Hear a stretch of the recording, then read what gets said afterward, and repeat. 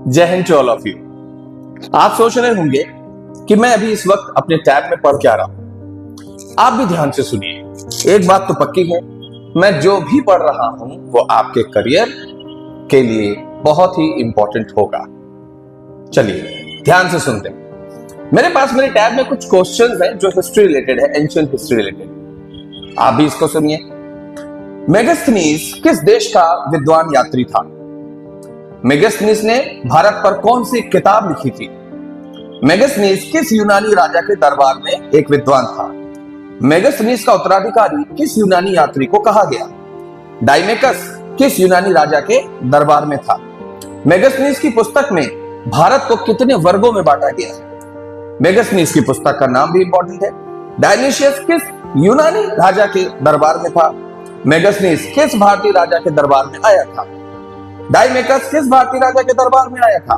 Dionysius किस भारतीय राजा के दरबार में आया था?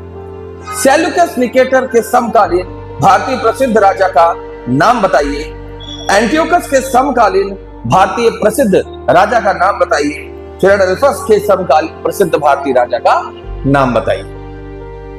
आई एम वेरी श्योर कि यही वो सारे क्वेश्चन हैं जिनको सुनकर आप हमेशा तकलीफ में आते हो, परेशानी में आते हो, इस डाउट में आते हो कि हम कैसे इनको याद करें। इतने सारे क्वेश्चंस को याद करने के लिए आपको बहुत परेशानी होती है, अपनी अंतरात्मा से पूछिए। लेकिन आपको पता है कि अभी इसी वक्त इस वीडियो में ही चंद सेकंडों के अंदर ही मैं इन सारे क्वेश्चंस का सलूशन आपके हाथ में दे दूंगा। तो क्या मैं ये मान लूं कि आप तैयार हैं इन सॉल्यूशंस के लिए?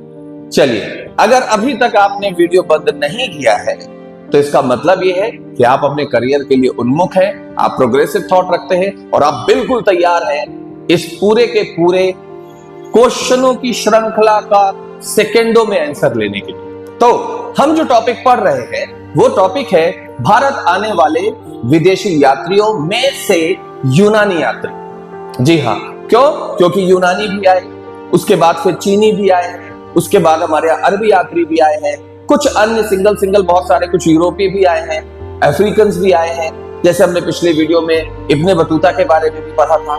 बट अभी इस वीडियो में मैं आपसे बात कर रहा हूं यूनानी यात्रियों की, क्योंकि उनके द्वारा लिखा गया बहुत सारा कंटेंट हमारे काम आया और उनके बारे में एग्जाम में पूछा जाता है। मैं फिर रिपीट करूंगा, जितने सारे क्वेश्चन आपने ये पढ़े हैं इन सब का आंसर याद करने में आपको कुछ चंद सेकंड ही लगेंगे और उसके लिए आपको एक ही चीज याद करनी है और वो है मेडाई डायो स्याफी चाबिया।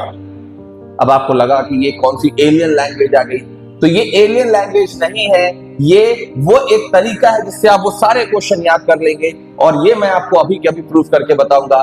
गौर से देखिए, मेरे साथ बोलिए, मेडाई डायो स्याफी चाबिया।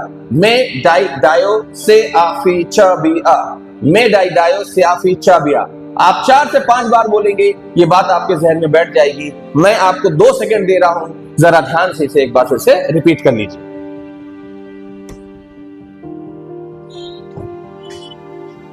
उम्मीद करता हूं कि आपने इसे रिपीट कर लिया होगा। यहां आप देख रहे हैं कि मेडाई डायो, ये 3 नाम है, 3 लेटर्स हैं जिनके सामने लिखा हुआ है यूनानी विद्वान, यानी ये वो विद्वान यात्री थे जो भारत आए। और उसके बाद सेआफी लिखा हुआ है, सेआफी ये यूनानी शासक हैं जिनके राज दरबार में ये विद्वान थे। चबिया ये भारतीय शासक हैं जिनके दरबार में ये यूनानी आए। अब मैं इसका फुल फॉर्म बताता हूं, आप नोट करते जाइएगा। जब हम मेडाई डायो बोलते हैं तो मे से मेगास्थनीज है, डाई से डाइमेकस है, डायो से डायोनिसियस है। सेआफी बोलते हैं तो से सेल्यूकस निकेटर है, आ से एंटियोकस है और फी से फिलाडेल्फस है। चबिया बोलते हैं तो चा से चंद्रगुप्त मौर्य है, बी से बिंदुसार है और आ से अशोक महान है। तो उम्मीद करता हूं कि आप ये तीनों लेटर्स, तीनों लाइंस के माध्यम से, 9 लेटर के माध्यम से 9 शब्दों को आप समझ गए होंगे। Megasthenes, Deimachus, Dionysius, Seleucus Nicator, Antiochus, Philadelphus, Chandragupta Maurya, Bindusara और अशोक। ठीक है, अब देखिए इसका कॉम्बिनेशन कैसे बनता है। सारे क्वेश्चंस के आंसर आप आराम से निकाल लेंगे और मैं आपको एक एक करके सारे क्वेश्चंस के बारे में बताता हूं। Let's start. ओके, मेरा टैब मेरे हाथ में आ गया है। जैसे पहला क्वेश्चन है, मेगास्थनीज किस देश का विद्वान यात्री था? तो आपको क्लियर हो जाता है कि मेगास्थनीज के सामने यूनान लिखा है, मतलब वो एक यूनानी यात्री था। मेगास्थनीज ने भारत पर कौन सी किताब लिखी? मेगास्थनीज भारत आया है, भारत का नाम इंडिया है, तो उसने इंडिका नाम की किताब लिखी। मेगास्थनीज किस यूनानी राजा के दरबार में था? मेगास्थनीज के ठीक नीचे दिया हुआ है सेल्यूकस निकेटर का नाम, तो आपको पता चल जाएगा कि वो सेल्यूकस निकेटर का दरबारी विद्वान था। अगला क्वेश्चन है कि मेगास्थनीज का उत्तराधिकारी किस यूनानी यात्री को कहा गया है? तो जो काम मेगास्थनीज ने किया, आगे जाकर उसी तरह से अगला काम किसने किया? मेगास्थनीज के पास इसका नाम लिखा हुआ है डाईमेकस। डाईमेकस को मेगास्थनीज का उत्तराधिकारी कहा गया है।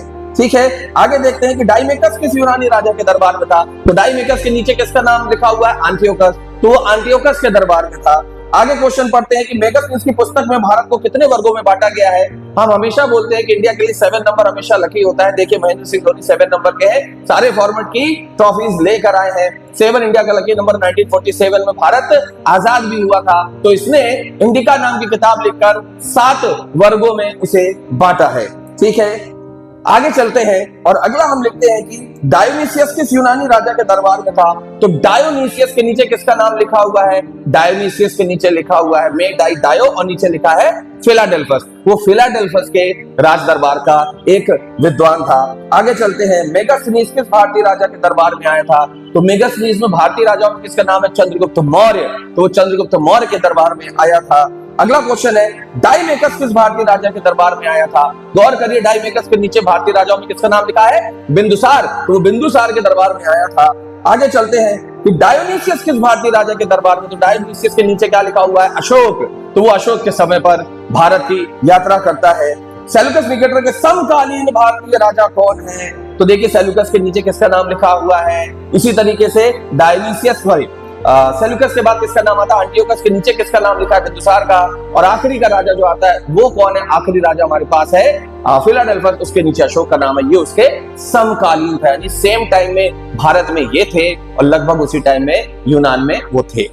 कहने का मतलब इतने सारे क्वेश्चंस मैंने रिपीट किए।